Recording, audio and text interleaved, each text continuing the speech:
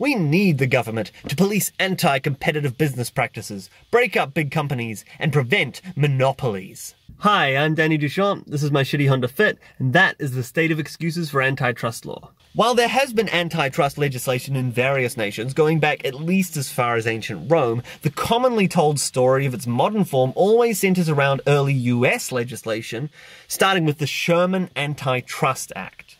For a typical account of this story, I'm going to use a friendly public information document from the Federal Trade Commission. I'm sure most of you will have heard an essentially identical description at some point in your education, but just to make sure we're clear on what story we're talking about here, I'll quote the FTC's PDF, which describes it like this. Once upon a time, way back in the 1800s, there were several giant businesses known as trusts. They controlled whole sections of the economy, like railroads, oil, steel, and sugar. Two of the most famous trusts were US Steel and Standard Oil. They were monopolies that controlled the supply of their product as well as the price. With one company controlling an entire industry, there was no competition, and smaller businesses and people had no choices about from whom to buy. Prices went through the roof, and quality didn't have to be a priority. This caused hardship and threatened the new American prosperity. While the rich, trust-owning businessmen got richer and richer, the public got angry and demanded the government take action. President Theodore Roosevelt busted or broke up many trusts by enforcing what came to be known as antitrust laws. The goal of these laws was to protect consumers by promoting competition in the marketplace. End quote. It then goes on to outline the early pieces of antitrust legislation, beginning with, of course, the Sherman Act. This series, The State of Excuses, is about various causes which conventional wisdom considers to be justification for government influence, and why those justifications amount to little more than bad excuses. Various things which the government does that we really don't need governments to do. And while this episode is about antitrust, I'd like to take a moment to point out one additional thing that we don't need governments to do. Lie to us. Americans. Hello. I got that PDF from your government website, ftc.gov. The design, with the quirky little cartoon companies, implies that it is, at least in part, aimed at children. Wouldn't it be pretty messed up if your tax dollars were going towards blatantly false propaganda for kids? Well, that's exactly what this is. Allow me to explain. First of all, the two companies in question, US Steel and Standard Oil, they weren't even monopolies. Don't get me wrong, they were very successful firms. But a monopoly is a single firm which controls 100% of the market. The idea being that in normal market situations, increasing your price too high is ill-advised, even if you're a large company, because doing so allows your competitors to undercut you and take your market share. But if you control 100% of the market, the theory goes, nobody can compete with you, and thus you're not subject to competition, allowing you to price gouge consumers. Many will claim that having a neo-monopoly is just as bad, but, I mean, even if you control 99% of the market, it's still clearly possible to compete with you, and so you're unable to price gouge without inevitably losing that 99% market share. Not that either of those companies were at 99% of the market anyway. At its peak in 1901, US Steel controlled just 67% of the US steel market. And before the US government finally attempted to break up the company under antitrust law, it had fallen to 50%. They never did manage to break up US Steel, by the way, but somehow, despite it apparently being a monopoly, which no one can compete with, 100 years later, it controlled only 8% of the market. Sorcery, I'm sure. But what about Standard Oil? Unlike US Steel, they really were successfully broken up under the Sherman Antitrust Act. Surely they were a real monopoly, right? Well, no. Even according to the court documents themselves, Standard Oil only ever reached a 90% market share in the market they were accused of monopolizing. However, this doesn't even tell the whole story, because that 90% market share, that was at their peak long before the case was brought. By the time they actually faced the antitrust litigation, their market share had been falling for decades, dropping to 64% before they were finally broken up in 1911. Let's compare that reality to the FTC's educational PDF. They said US Steel and Standard Oil controlled their whole respective industries and that there was no competition. The reality was that neither controlled their entire industries at any point, and both were being progressively outcompeted as the antitrust litigation was being brought. There may be some people watching who will still say that they may not have had monopolies, but they were still engaging in some anti-competitive tactics, predatory pricing, collusion, price fixing, etc. I could go into the specifics of how their allegedly anti-competitive behavior is a myth, but at this point isn't it moot? Think about it. Even if you think they were trying to be anti-competitive in some fashion, both were rapidly losing market share. So it clearly wasn't working, was it? And again, this propaganda comes directly from a .gov source, meaning if you were American, you paid for these lies. Then again, this story is taught in most public high schools in the Western world, so I suppose I paid for those lies at some point too. Anyway, as we see, the early examples of so-called monopolies that the government broke up or attempted to break up were pretty spurious at best. But that was when antitrust legislation was new. Maybe it took them a while to get the hang of it, eh? Well, let's consider the highest profile antitrust case in my lifetime, and probably yours too. Microsoft. If you've not heard of the case, it alleged that Microsoft had monopolized the browser market by bundling Internet Explorer with Windows. Because clearly once they did that, nobody would just download another browser, right? That's why you're currently using Internet Explorer to watch this video, right? Now, I can't possibly go through every single one of these examples here, but if you're interested in going through some more yourself, until you're satisfied that the history of attempts to identify suitable targets for antitrust is questionable, I'll leave a link to a book below called Antitrust and Monopoly: Anatomy of a Policy Failure, Independent Studies in Political Economy by Dominic T. Armentano. In that work he shows that not a single one had any kind of meaningful monopoly, and that all of them were only maintaining the position that they did have in the market by constantly lowering prices and increasing output. Both the polar opposite of what is predicted by the crackpot theories that are meant to justify antitrust policy. So, while I won't go through all of them, I will call special attention to one more case involving the Aluminum Company of America, also known as Alcoa, because in that ruling, there is a very telling quote from the judge. It, meaning Alcoa, insists that it never excluded competitors.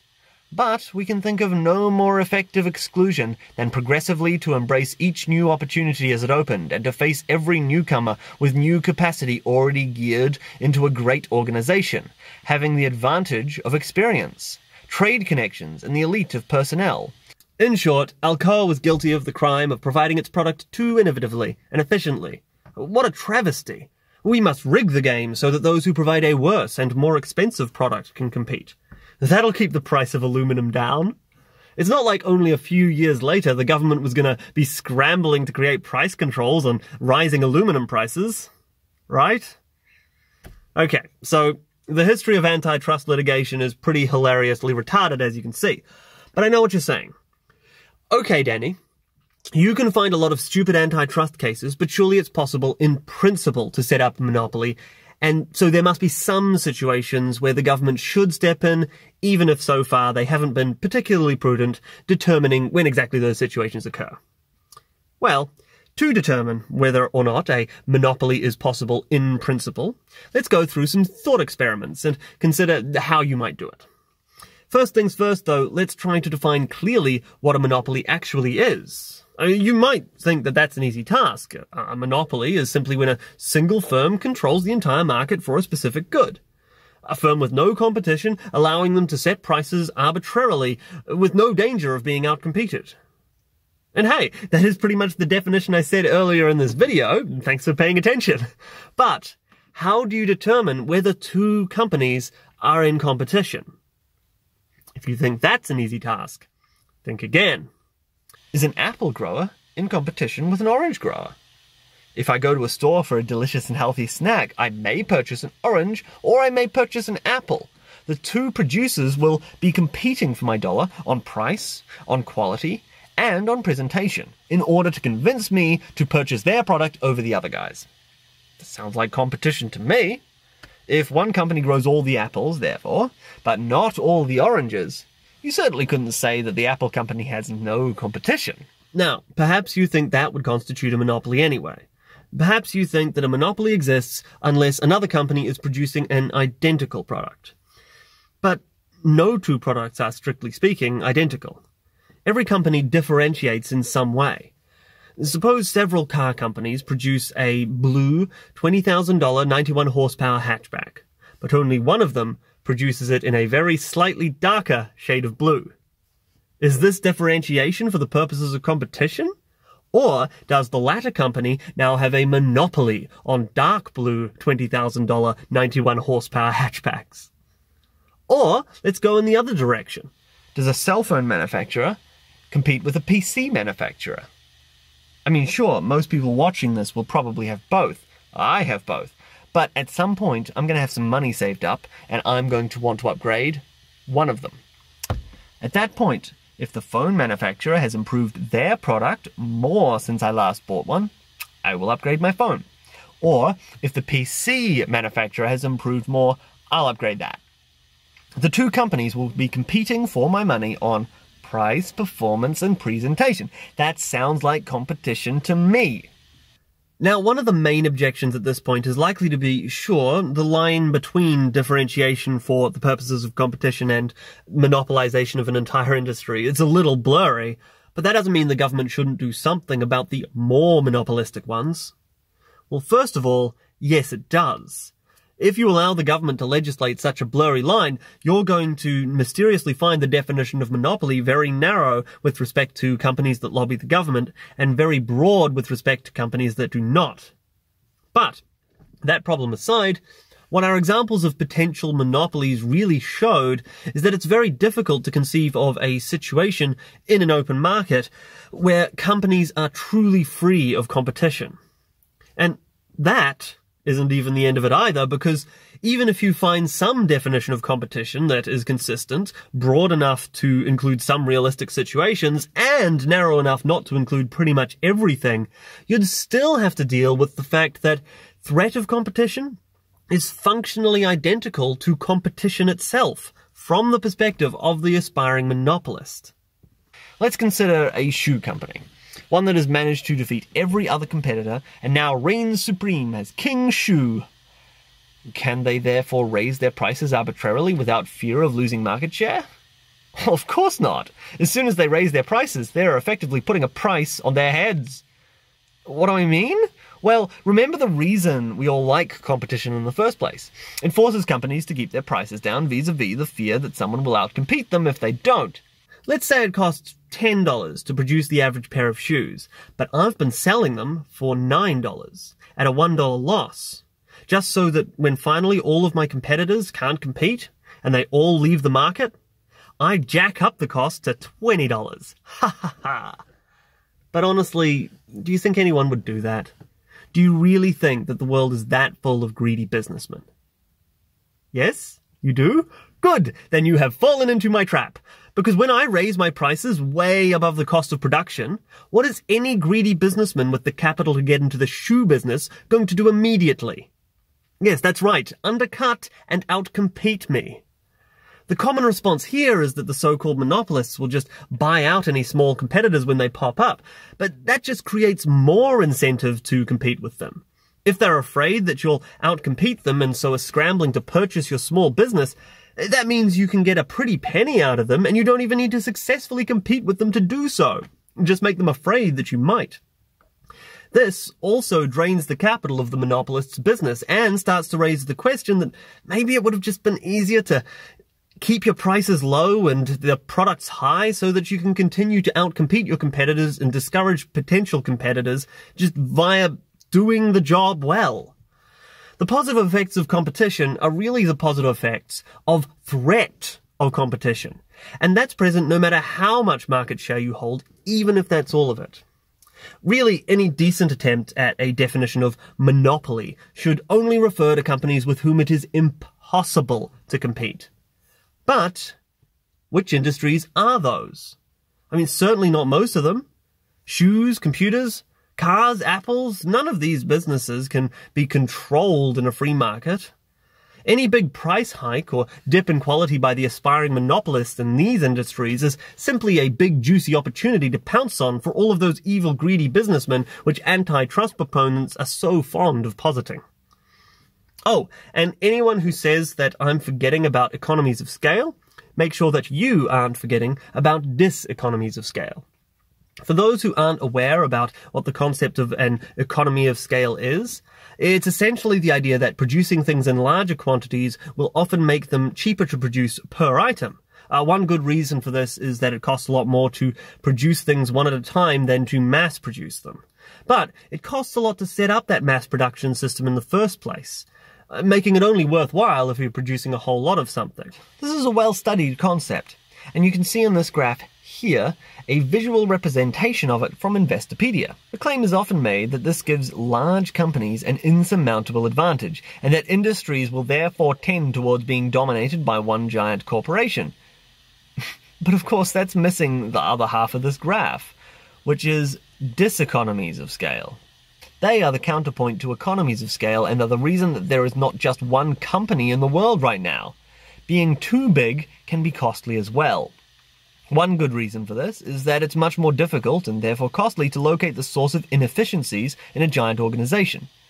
I'll include a link to the Investopedia article on this if you want more info, but anyone who's worked in large offices can attest to the amount of pointless meetings and never utilized reports that occur when people in the organization are trying to seem useful as opposed to actually being useful. When you have a small operation where the owner personally manages his business and can know every aspect of it intimately, he's much more able to avoid these problems. The effect of this is that in a free market, the size of a business will naturally tend towards some optimal size, rather than grow perpetually. Not that an entrepreneur needs to wait for the larger companies in the industry to start running into those diseconomies of scale in order for him to compete.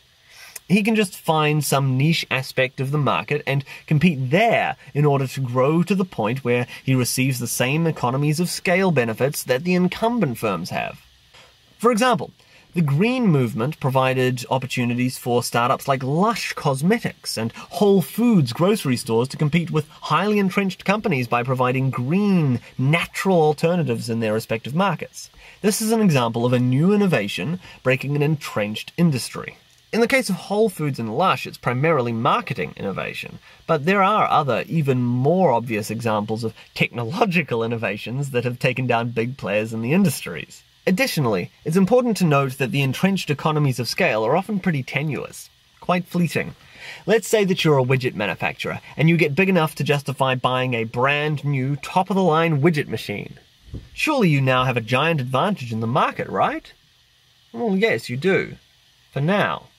But just wait a while, and your widget machine won't be top of the line anymore. You'll either need to buy a new machine to compete, meaning you're in the same position as any new competitor with respect to obtaining an economy of scale, or you fall behind in technology and thereby are in a worse position than a new competitor in that regard, given the sunk money that you've already sunk. Anywho, one final objection I want to deal with is the inevitable claim that a lot of my points are just armchair philosophy, and that these hypotheticals needn't bear any connection to reality. Well, first of all, I think that reasoning through the incentives that a system is bound to create is a perfectly valid way of determining whether you should implement that system, but even if you disagree, I'll remind you that the justification for getting the government to combat anti-competitive monopolies in the first place was just a thought experiment itself. One about what would happen if a firm controlled an entire industry. A poorly considered thought experiment at that, as we've been explaining, but a thought experiment nonetheless. I don't think you want to say that we should ignore the rational arguments about incentives and focus on the historical evidence, by the way, because as we established at the beginning of this video, the historical evidence is not on your side. However, all of this said, I'm not saying that there's no way to control an entire industry. There is. Let me give you an example. The telephone companies.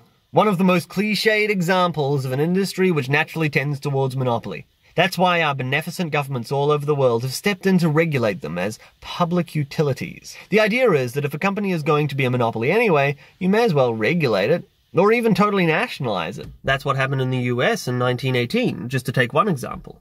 Many politicians had been pushing for years to regulate the industry because AT&T was clearly a natural monopoly.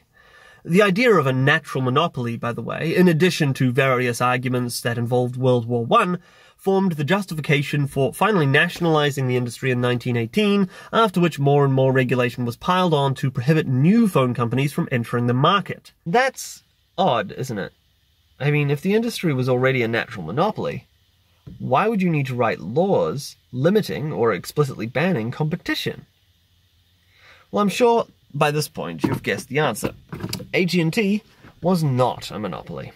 That was the problem that AT&T had to deal with. You see, before 1983, AT&T held a patent on telephone technology which got them used to a privileged monopoly position. However, after only a year once that patent expired, more than 80 competitors had sprung up. And after a decade, more than 3,000 competitors were in the industry. The nationalization and regulation of their industry, well, that was pushed by AT&T themselves. The following is a quote from an article by economist Thomas J. DiLorenzo, which details the history. Quote, "The eventual creation of a telephone monopoly was the result of a conspiracy between AT&T and politicians who wanted to offer universal telephone service as a pork barrel entitlement to their constituents. Politicians began denouncing competition as duplicative, destructive, and wasteful, and various economists were paid to attend congressional hearings in which they somberly declared telephony a natural monopoly. There is nothing to be gained by competition in the local telephone business," one congressional hearing concluded.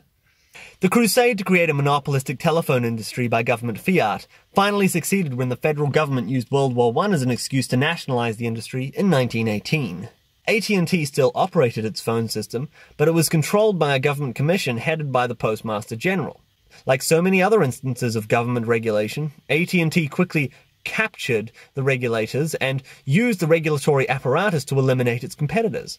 By 1925, not only had virtually every state established strict state regulation guidelines, but local telephone competition was either discouraged or explicitly prohibited by many of those jurisdictions. So there is a way that a company can gain a monopoly position. It's called government. Yeah, all this time I've been explaining how normally it's utterly impossible to quell competition, but there is one way you can actually manage it. If someone competes with you, order them to stop. And if they refuse, throw them in jail. Pretty effective strategy, and politicians are more than happy to help you with it if they think they can spin it in a positive way for their careers. Anyway, I think I've gone on long enough, so let me just sum up the point as simply as possible. Monopolies are indeed a bad thing, but the market is fantastic at breaking them while the government's only good for making them. I'm Danny Duchamp, and that is the state of excuses for antitrust law.